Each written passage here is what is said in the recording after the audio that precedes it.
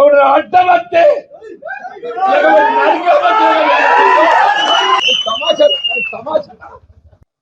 టికెట్లు పంచుకుంటానికి ఏదైతుందో ఇది నీ అయ్యే సొత్తు కాదు, అబ్బ సొత్తు కాదు. ఇది నీ అయ్యే సొత్తు కాదు, అబ్బ సొత్తు కాదు అంటు నేను.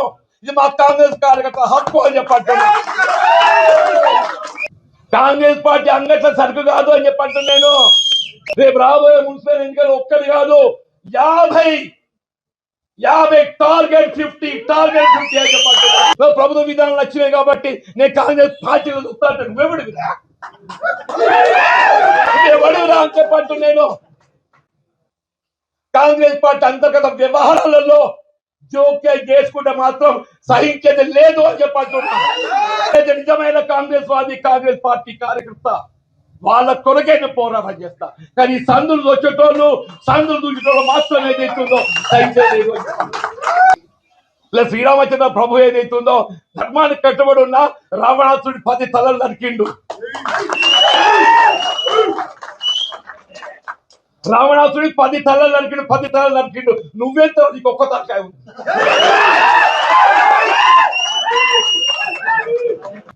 పది తలలో పలిక శ్రీరామచంద్ర ప్రభువు మనకు ఆదర్శం అని చెప్పండి. నువ్వెంత ఒక్క తలకాయ. నేను ప్రజాస్వామ్యం నిలబెట్టడానికి కొరకు, నా కార్యకర్తల హక్కులు నిలబెట్టడానికి కొరకు వాళ్ళు ఏదైతుందో నా చివరి క్షణం వరకు నేను పోరాటం చేస్తా. మీ హక్కు నిలబెడతా. పార్టీలో 50 స్థానాలు కైవసం చేసుకోవాలి. కాంగ్రెస్ పార్టీ జెండా ఎగరవేయాలి. అడ్డమంటే ఇవాళ పాండవులు అటువంటి అజ్ఞాతవాసం చేసింది. ధర్మానికి కట్టుబడ్డటువంటి పాండవులు ఏదైతుందో అజ్ఞాతవాసం చేసింది. ఇలా మనం అజ్ఞాతవాసం ఉన్నాం. పాండవులు కూడా మళ్ళీ మంచి దినాలు మన కూడా మంచి దినాలు వస్తాయి చెప్పారు. మన కూడా వాళ్ళు ఏదైతుందో మీకు నేనండా, నాకు మీరన్నా.